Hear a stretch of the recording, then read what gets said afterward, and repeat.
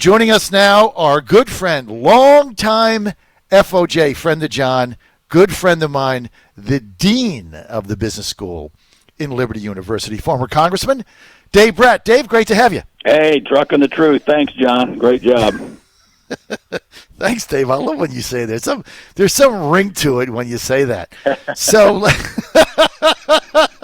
so Dave, let's get to the 7th District. I mean, what do you think? Is Fredericks going to pull this out? Spanberger's outspending him like 8-1. What do you think? Yeah, well, and I know you introduced me at Liberty. I just want to make I'm not speaking on behalf of any institution today. This is just me. But, yeah, I think Nick can do it.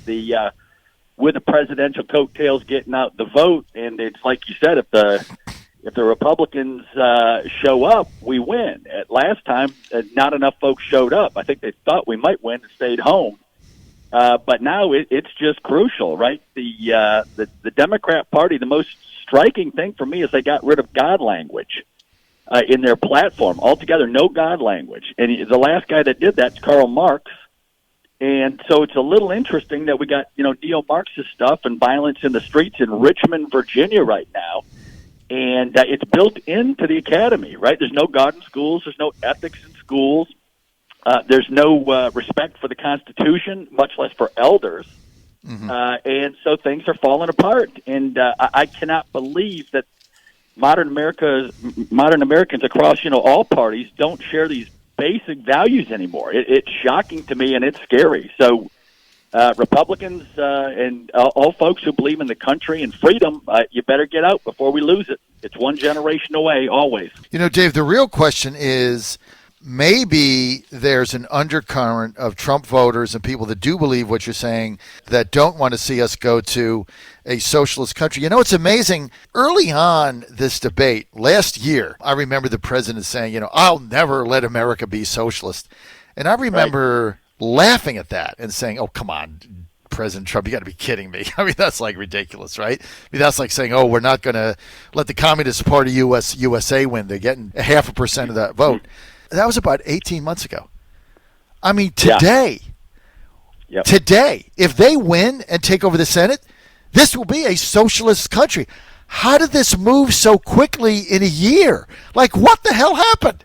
Yeah, well, the left has unleashed it all, right? I mean, they know this is a turning point. AOC and the team turned it on, and they want a revolution. And the point of a revolution for the Marxists is just the revolution itself. That is the point. There's no principle they believe in. There's no institutions they believe in. And I just want to bring up a little detail. The Richmond Times-Dispatch, since I'm talking to your audience, wrote, there was those ads about Spanberger working for the Islamic radical school.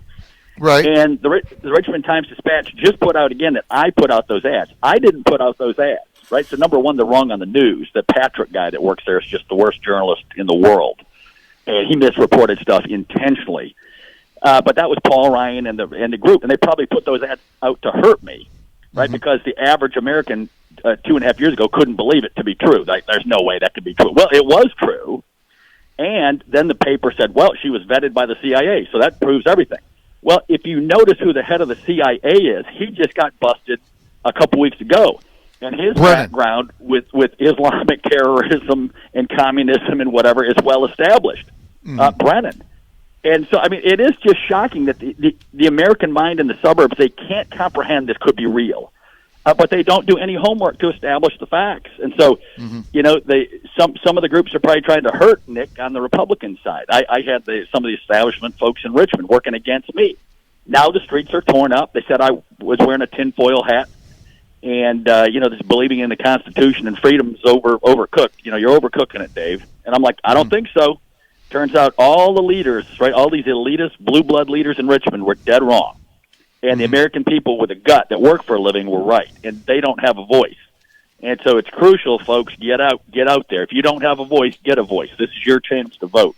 Well, we've only got one chance because, Dave, we've all talked about how high the stakes are, but what we talk about is real. I mean, if the Democrats win this election and they take over the Senate or tie it, all they need is a tie. They need plus 3 seats.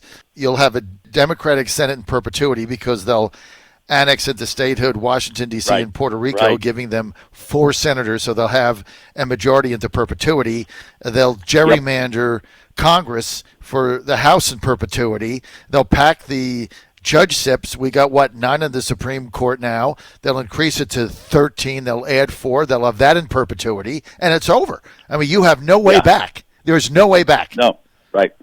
Right, no, that's right. And the American people have been miseducated and undereducated on civics for 20 years. So, all the kids, they want to believe in racial justice. Well, of course we all do. But this country is the model of it. It ain't perfect because if they haven't read the Bible, they don't know that humanity is fallen. Right? So we can rise, but we're always going to have failures. Right? But when they don't know that, when they're being told a lie by the Marxists, hey, just trust us, give up your human rights. Right? I'm not sure if people know this. Right? Marx said, no God, there's no such thing as rights, there's no such thing as human rights, there's no such thing as civil rights for minorities, etc. in Marxism. If you didn't know that, folks, you better pay attention. And then they promise you, hey, just give us power, which is what they want. Like you just said, they're lining up power. And then guess what happens? The elites reign it and lord it over everybody, and they soak up all the wealth. And you got the most massive inequality of wealth in communist countries, the most inequality of power in communist countries, not here in the U.S. of A., where everybody's got a shot. And so it's all on the line coming up here. I want to talk about Twitter and Facebook and the fact that they squashed this New York Post report yesterday with emails that came out against detailing Hunter and Joe Biden, their relationship, the secret meetings they had with Burisma executives in the Ukraine. These were emails that was on his computer. By the way, he dropped his computer off and I guess got drunk or something. I don't know what happened. He dropped his computer, forgot to pick it up. So after a period of time, somebody leaked it all. They're all verified. First, the Biden campaign says, well, the meeting never happened. It's not in the official log. Well, then we find out there's a whole bunch of meetings he had that is not in the official log. Then they backtrack and they said, well, yeah, he had a meeting, but it was short. So first he didn't have a meeting, then he had a meeting. Now the meeting is short, and there's no press conference. And now we find out somebody in his inner circle has COVID, and so he's probably going to say today he's got to quarantine in the basement for the next 19 days until this is over. I'm going to get your take here. Kara, I'm going to get the cut 5. Trump yesterday on Twitter and Facebook saying that they take down negative posts about Biden before they even go up. The censorship of big tech is frightening. And you saw it yesterday. I mean, simplest thing with the fake news. The magazine The Atlantic published a story about disparaging comments that Trump made against troops, which was verified by no one. No sources come forward. 25 people that were there with the president in France that were there with him the whole time said he never said that. And yet that story trends number 1 on Twitter, right? Even though it was not verified. Yeah. The New York Post story, right, which is emails that came from Hunter Biden's computer that are completely verified, they take that down and said it's not verified. Cut 5, Trump. Again, and people should pay for the crimes they committed.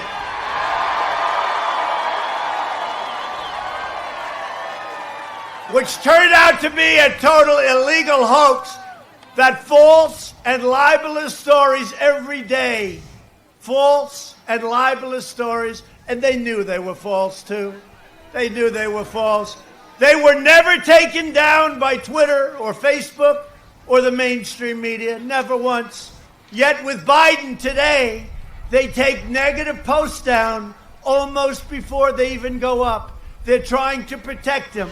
They're trying to protect Biden. They take him down. And I was just getting off that magnificent plane behind us, Air Force One. Dave, I mean, this is becoming now, this has gone from, we're getting censored on YouTube keywords. And, like I started my business, the Virginia Star. I wouldn't base it on Google search because I don't want to give them control over my business. Have to borrow more, Dave, have to borrow more money, have to spend more money, takes longer to get the ad revenue there than if you just tie it to Google. But if you do that, like what happened to Breitbart is, they pull the plug and your revenue model gets cut by 70%. I wasn't going to do that. So I'm going to do it the hard way, but it's enduring the old-fashioned way where I'm not dependent on Google and programmable advertising. But Dave, this is now a major issue. Yeah, well, and let me give you a little curveball as to who is really responsible for what's going on here. So the left is the left. Big Tech has made it clear they're not even going to call the election on November 3rd, right? Facebook and Twitter. So if you're shocked that they're going to bury information, you're living on Mars. The real story that you need to hammer and everybody needs to hammer is, where is Mitch McConnell and Kevin McCarthy, the leader of our party, right now? Where are they defending Trump? Where are they putting out messaging on these issues where we're going to lose our country? They've been worried about losing seats for way too long, right? Losing precious Republican seats, which are precious.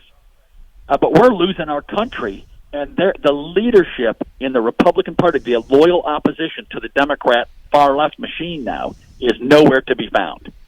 Where is Mitch McConnell? What is he saying on all this, right? We have taken down the FBI director. We have taken down the CIA director, Brennan. They both were in on a coup to try to take out the president using a Russian file, which was made up, and now there's proof that they knew it was made up, brought to them by Hillary Clinton to take out the president of the United States before he's even elected. And then that file is used to lead toward impeachment 2 years later. They ruined the first 2 years of the presidency, and 3 and 4 now. Right now, Pelosi's still trying to take him out. Where is our leadership on the most important issues ever? They tried to take out a president of the United States, and McCarthy and Mitch McConnell won't say anything because it might be indelicate or something. And so there's your problem, and everybody needs to tell our leadership to get on the board, right? They could be on TV every day if they chose to, and they're hiding underneath their desks. It's a very, very precarious position that we're in right now. When you have 3 or 4, when you have basically 3 media tech giants controlling the flow of information at the extent that they do. And the top 6 U.S. tech stocks, their market cap is bigger than the entire European capital markets valuation together. Explain what that means, Dave. If people don't know that, the market cap, what they're worth, right, in the trillions, I think Apple just passed $2 trillion in value, and then add up the next 5 below them, those 6 firms in the U.S. are causing all of the movement upward in the U.S. in the stock markets right now. They're 25% of the markets. They're bigger than the entire capitalization value of all the European markets together, these 6 U.S. firms. And they're more powerful than the government now. The president of the United States tells them, you guys follow the law. They say, sorry, sir, we're going to tank you and we're going to cost you your election. And so we're out of control, right? It's the exact opposite of Adam Smith. Adam Smith wanted competition, a lot of firms, always, to produce the best values and the lowest prices and to keep competition. And now we've got 6 firms that are more powerful than most of the nations on the earth, by far. And I don't think anybody's aware of this. Wow. So what's this? How do we solve this? I mean, well, you follow the logic. Yeah. We had our Enlightenment folks, James Madison, who penned the Constitution, separated power every which way. That's why we have the federal and state and local governments. And that's why in the federal, you chop it up and you have the judicial and the executive and the legislative. You chop it up. And Adam Smith did the same thing in economics. And I preached this for years, and blah, blah, blah, esoteric, it doesn't matter, da-da-da. It matters because now we're living out the nightmare, right? We have failed to live out the American experiment that was handed to us by geniuses. And now we're listening to AOC and the Squad and a Green Initiative, which is just $1 trillion initiative designed as a leftist business program, right? All the money goes through D.C., through lobbyists, to Green Initiatives. What could go wrong? Right? The whole thing's on the left. Now they're coercing, Dominion Energy downtown to do 20% of their energy quotas has to be green, clean, whatever, if it makes market sense or not. And they've taken over. And they've taken over 1/6 of the healthcare sector, 1/6 of our economy. I could go on and on and on. And so, America, hello, it really is for your kids. It's for the children. If you think one-size education and Marxist socialist doctrine under no God, it's the way for you and your kids in the future. Good luck to you.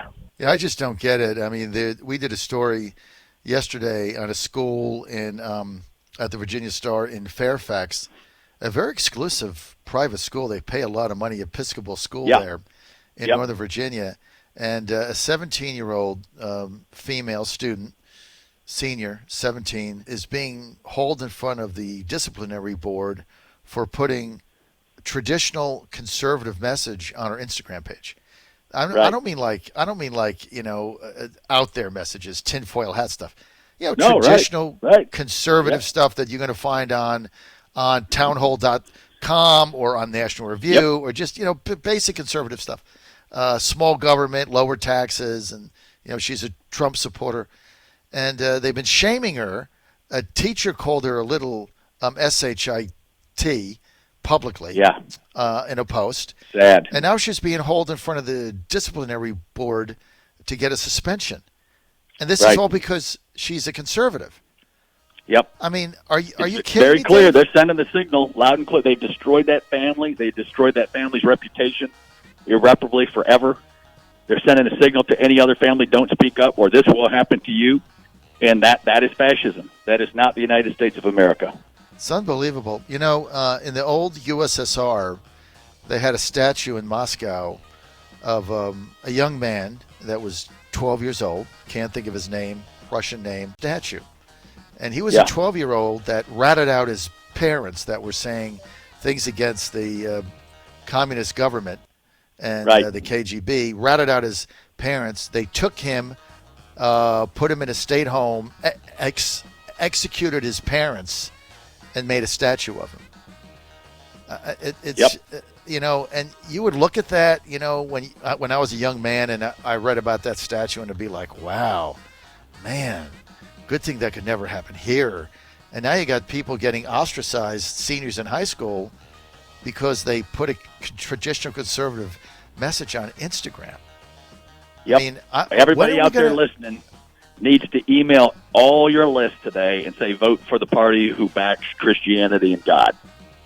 Everybody out there listening, email your entire list, vote for the party that supports God and human rights and the dignity of every single individual made in his image. Dave, thank you for that, and thanks for being with us today. Thank you, John. You bet. Keep it up, brother.